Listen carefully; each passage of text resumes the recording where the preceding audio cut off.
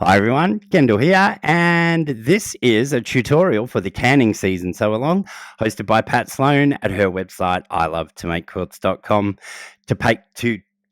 To take part in this sew along, you will need to have purchased the canning season pattern, which is by Lori Holt, or you could use the free pattern that Pat has supplied by the Ruby Star Society. Both of those links will be in the description below, but for this video, we are just doing the Lori Holt canning season, as you can see on the wall behind me here. So throughout this video, I will show you how to construct each and every one of the components for this quilt and right up to putting the rows together. So grab your pattern, grab a friend, come with me, and I'll show you how I do it.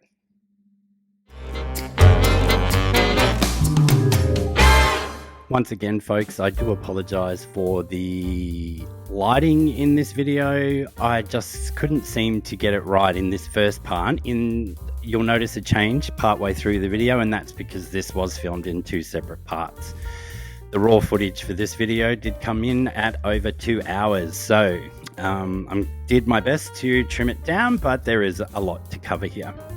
So on the table in front of me, I do have all of the pieces cut out as per the pattern. And again, sorry for the light glare on my little numbers here and letters, which were graciously gifted to me by our fellow ambassador, Susan Yerk. So Susan, thank you so much. I love them and the little pouch that they came in. So this is all the pieces that we need to make the canning jars quilt, but we're going to start just by making the jar bodies, which we just need pieces G, D, and E for. And we just need to do a sew and flip on all four corners of our G block. So we'll put all of these other pieces aside for now and try the best we can to keep our little letters on so I don't get confused, because, you know, it happens to me quite easily. We'll grab our G square and we need to put the D squares on the top of our G. So we'll start with the shortest side towards us, and we need to put a G square on either side at the top here. Then we need to take our teeny tiny E squares, and they both go on the bottom. So when doing the sew and flip, there are several different ways you can do it, and in the video today I'm going to show you the traditional method and, you know, my preferred method with the folded corner clipper. So what we're going to do for the traditional method is take one of the G squares or D actually. Why do I keep saying G? Oh my god, G is the piece for the can, the big one. We need to draw a diagonal line from corner to corner in one direction. We'll then place that in the top right hand corner of our G rectangle and take it to our machine and stitch just to the right of our drawn line by 1 thread width.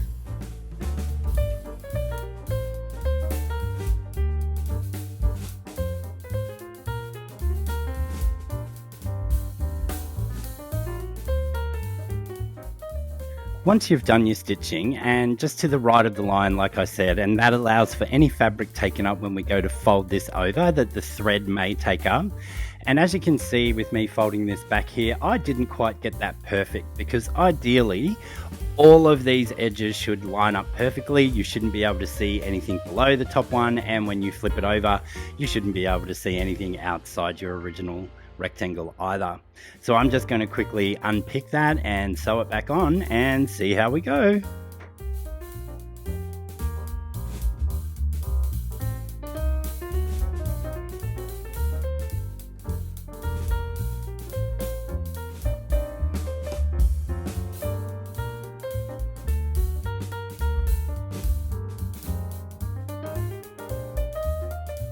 As we can see here, when I fold this back, I got it perfect the second time around. For some reason, when I do this on film, I never get it right the first time. So you always have to see me unpicking it.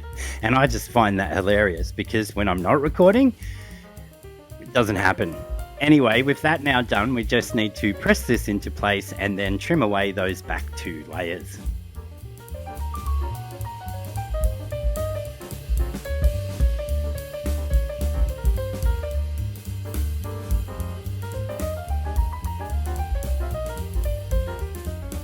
We now just need to put our other D square on the opposite corner here, and to do that we'll place the piece horizontally on the table in front of us, and we'll grab our folded corner clipper tool, and on there we just need to line up the measurement that matches our little square that's on the top, making sure that we've lined up on the left hand side, the bottom, and on that right hand edge.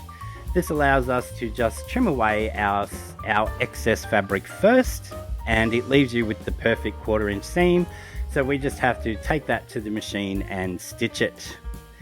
I'll do the same and put both of those teeny tiny E squares on the bottom, and I'll meet you at that point in time.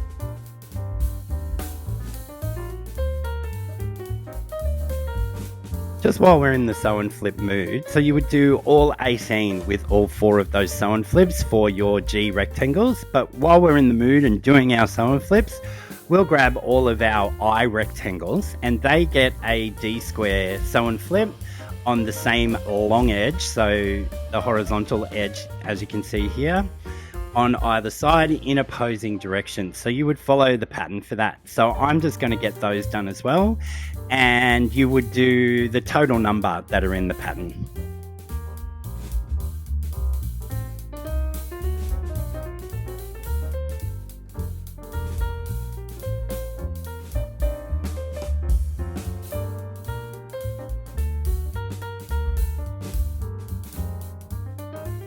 With all 18 of our G rectangles having their 4 sew and flips and all 27 of our I rectangles having their sew and flips, we just need to press all of these.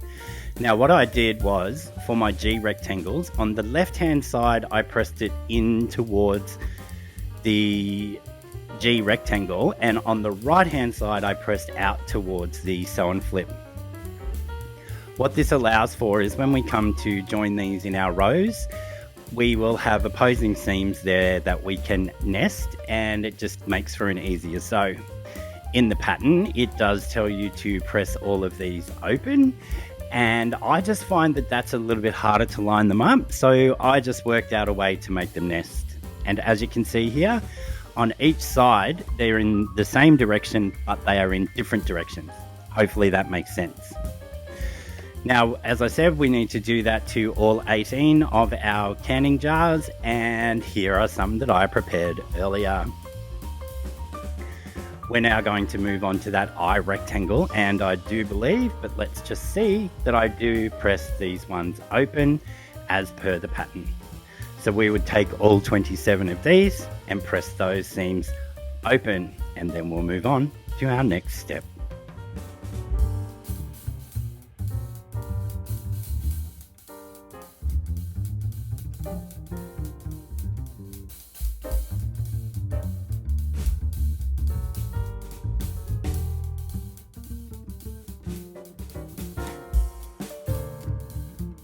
We're now going to grab up all of our I rectangles that we've done the sew and flips on, and we need to sew these in 3 sets of 9. So I'm going to do pairs first, join those pairs together. That'll give us a total of 8, and then finally attach the last 9th one on the end of each. And as I said, we need to make 3 lots of 9. And we'll just sew those together, matching up those open seams the best we can as we go, using our 1/4 inch seam.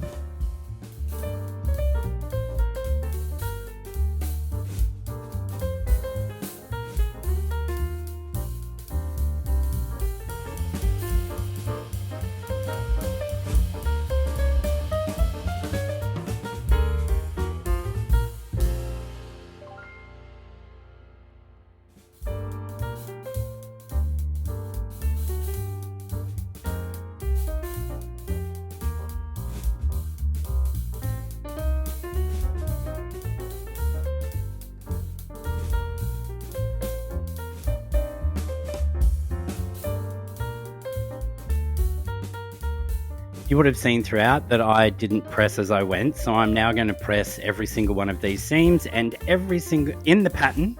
I'm differing again because, you know, that's how I roll. It actually gets you to press these all in one direction. It doesn't actually have to line up with anything when we come to put the final quilt together, but I just like to press all of these open. So get all 3 sets of 9 that you've put together and press all of these in between seams open.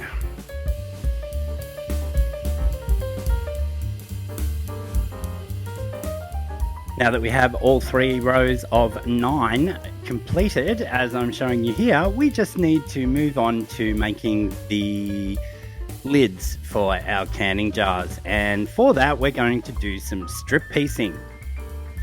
So we'll grab our strips from earlier, so we need C and H, and these are width of fabric strips, but what I like to do to make sure that I can keep it really straight and accurate, and because I know that we don't need to use the entirety of what we're sewing together here, I cut my width of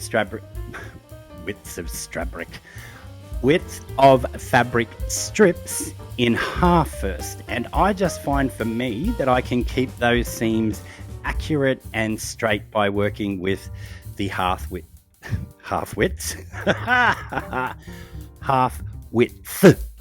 My God, my language today, it's not so good. Anyway, to make these strip pieces, we're going to put a strip C on either side of strip H. And when you're sewing strip piecing, as I said in our Castle Courtyard video, just let the machine guide this through when you're sewing, and try to keep your hands to the front of the needle, and that stops the fabric from veering off and going wonky. So we'll press.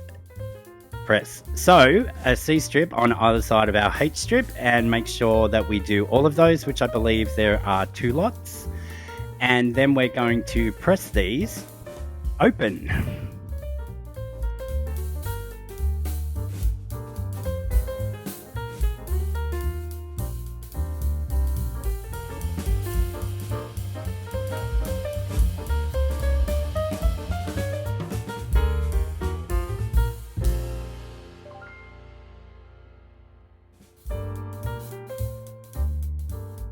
Okay, I do have 2 lots in my video, but that's because I cut the strip in half. You will only have 1 strip H and 2 strips of C. So as I said before, we will press these seams open, and for strip sets, I find sometimes pressing open also helps keep it more accurate and straight. So we'll press both of these open, and then we just need to trim this into our segments as directed in the pattern.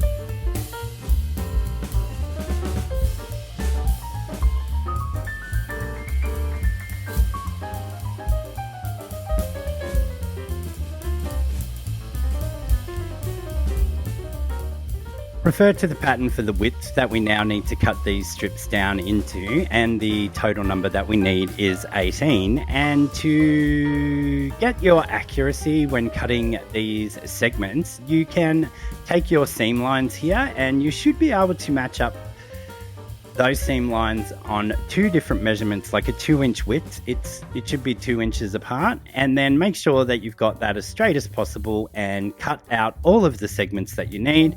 As I said before, a total of 18.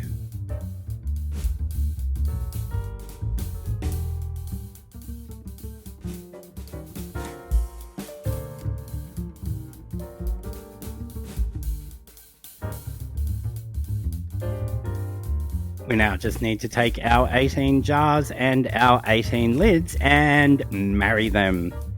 Till death do they part. So we'll just sew our 1/4 inch seam. Now, I didn't pay any attention to lining any of this up, but if all your measurements are okay and everything, the sections of the lid will fit perfectly to the tops of the jars. So just go ahead and sew all 18 lids on with your 1/4 inch.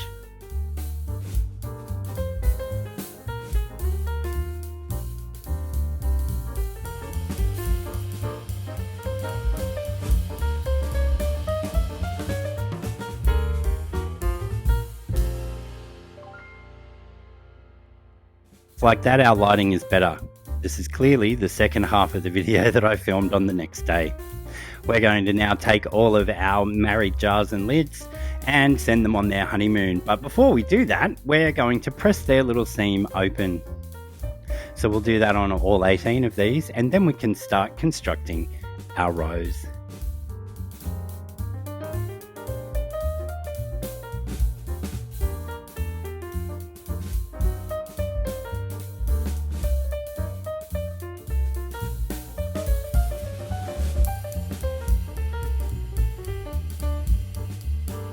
We now just need to lay these out so that we have 3 rows with 6 jars each in them, and playing around with your colours because it did just call for 18 scraps, and get a nice balance. And then when you're happy with that, I am going to take the bottom 2 rows and set those aside in the order that I've picked here, and then I'll make 3 sets of 2 from that top row and sew those together in those sets of 2. Take 2 of those sets of 2 and make 1 set of 4, and then finally add the last set of 2 onto that set of 4 to make my row of 6. The whole way along, I just picked a direction and pressed, and for all 3 rows, just do that same thing. So make your 3 lots of 6, and I'll meet you back.